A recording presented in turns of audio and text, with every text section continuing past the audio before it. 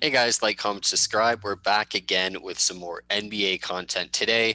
Obviously, if you haven't already, check out our Andre Drummond potentially being traded to Toronto video. This is a more in-depth look at that, where in that video, it was suggested that the easiest way to get him is probably some type of Norm Powell trade that I disagreed with, as many players went to it. This is a different video where my colleague is suggesting that Kyle Lowry is going to be traded for Andre Drummond. And I mean, I don't even need to hear the trade to say I disagree with this, so I'll let you say the trade. But immediately when I think Kyle Lowry for Andre Drummond, I think big no, you're just trading rental for rental, and Lowry's a much better player. So like they're losing out unless they get like a first round pick, and your banner just fell, but all good. It's all good. That's a Raptors flag sign I have behind me. If you guys can't tell at this point, it has fallen. But I'll get to it because you're right. Norm Powell being traded for Drummond is the easiest way. Is the easiest way of going about it. But without Powell on this team, are we really a competitor? And we're going to lose likely Lowry next year. There's a good chance of that. And there's just salary wise, we can't pay Drummond a full salary while having Lowry on our books. So let me get to it. Just to start it off, for all you guys out there, listen, pay attention, because this actually makes sense. I swear I'm a Raptors fan, and this makes sense.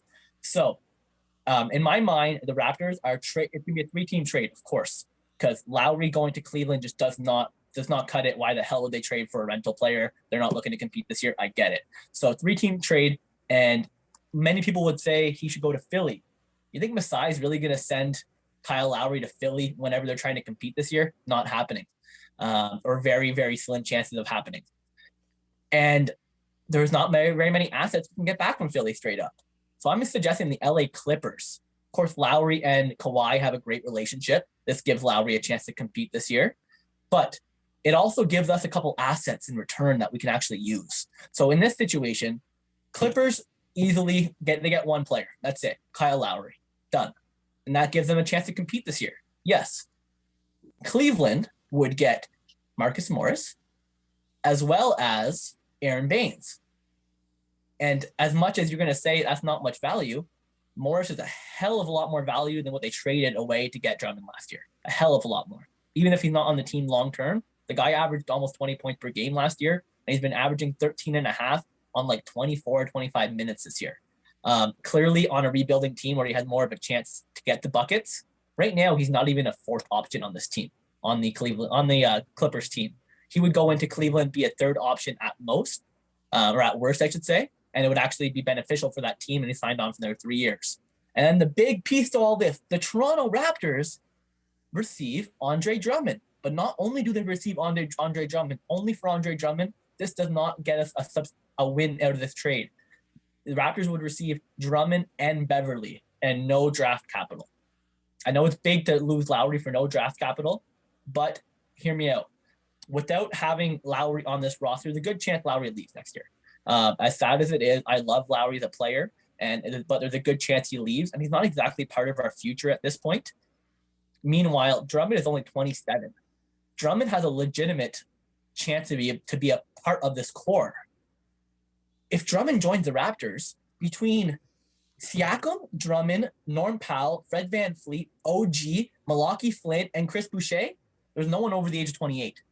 And only Drummond and Boucher are 27 and 28, respectively. So when you look at it, that's actually a good core moving forward. And in my mind, as any other Raptors fan is going to think of, you would get Drummond in a buyout. Yes, buyout makes sense for Drummond.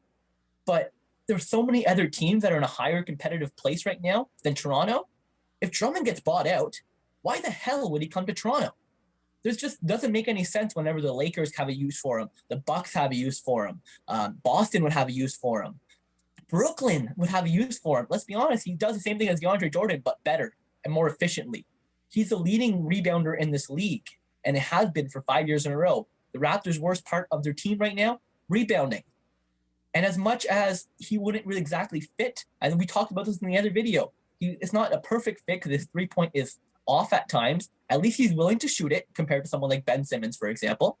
And at least he would go in there and he would be surrounded by three-point shooters. Every other person on that team is a three-point shooter. You could put Drummond in that starting lineup. You're probably putting Powell in that starting lineup. or you're keeping Powell as a six man. I know people are going to scream when they hear this, but insert Stanley Johnson in that starting lineup. Stanley Johnson and OG, Fred VanVleet and Siakam mixed in with Drummond down low. That's one of the best defensive units in this league. I think that this actually makes sense. I mean, it makes sense only from the perspective of, okay, we're going to lose this guy, so let's get something for him. But at the same time, like, if the issue with Drummond is, okay, if he gets bought out, he's not going to come to Toronto. Okay, he's not going to re-sign. And then you have essentially this trade for But we can 1 go over year. the cap to re-sign. We can go over the cap to re-sign, and no other competitive team has enough salary cap space to bring Drummond in. I don't think they're desperate to give him a significant contract like that. And even with that being said, let's say he does leave. That means you're trading for 1 year extra of Patrick Beverley. This is a move that makes more sense if they're a top 3 team in the East and Kyle Lowry's not coming back and you still want a team to contend with the top teams. This move doesn't allow them to do that beyond potentially this year. And even then, I would still pick a lot of other teams than the Toronto Raptors with Andre Drummond and Patrick Beverley. Then again, this team potentially with Kyle Lowry and Andre Drummond, if there's a way to get that done. Like, I would much rather them, if looking at it from a Raptors point of view, get to keep Lowry and get rid of Powell, who's also on a player option, and get Andre Drummond. Like, in terms of the 1, 2, 3 who you'd get rid of, like, I wouldn't want them to get rid of any of them. Again, looking at it through their lens, but if they had to, I would say Powell much before Lowry. See, I'm in an opposite boat because as much as Lowry is a franchise player, he is the guy, he is the best Raptor of all time. He's not part of a future core. He's just not. After this year, he might play for another year, maybe 2, even if he does resign. He's not even the leading point guard on this team anymore.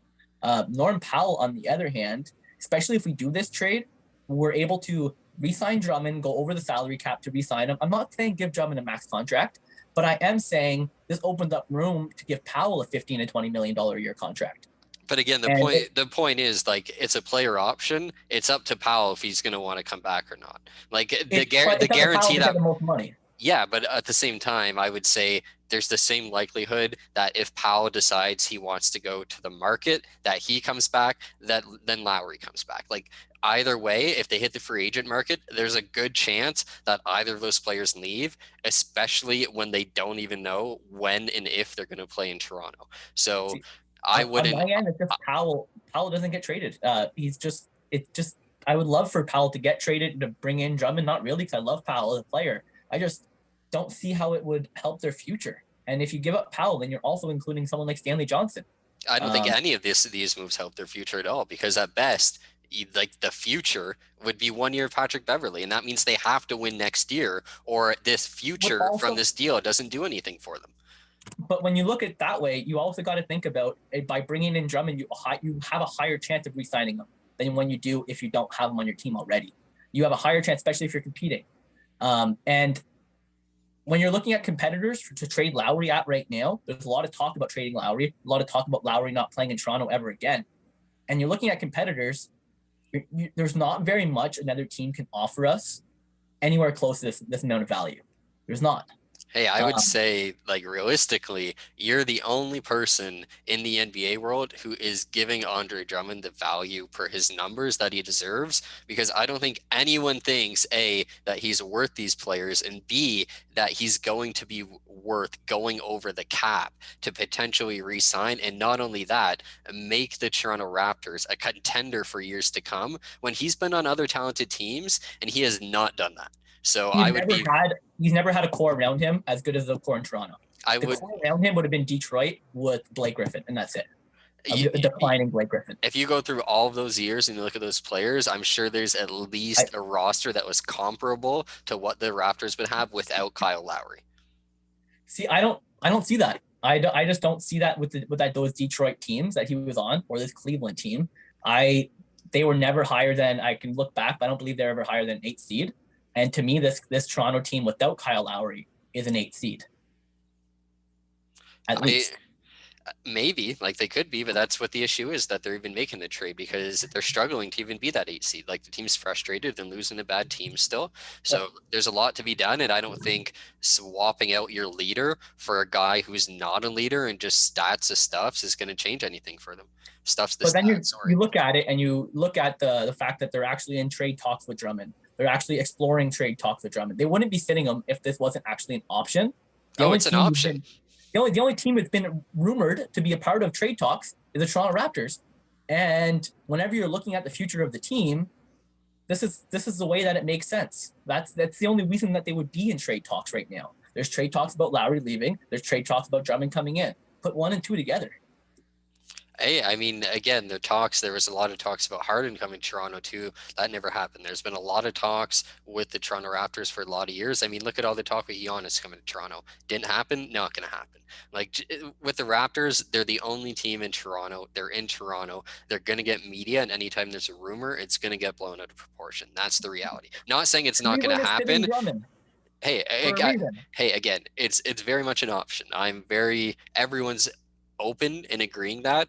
It's just a matter of, I don't think many fans and people who look at this roster think it gets much better with Andre Drummond or Andre Drummond, Patrick Beverley, at least beyond this year. This year, of course, having those two players at least gives you like a B level version of Kyle Lowry plus Andre Drummond. But again, Drummond leaves, you only have Beverley.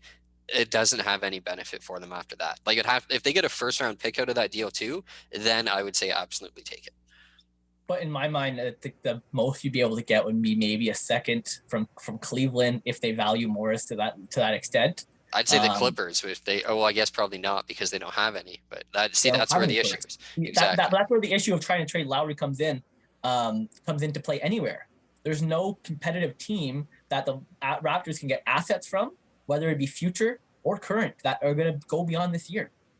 Yeah, but let us know what you guys think in the comments about the potential trades. Don't forget to subscribe, and we'll see you soon with some more content.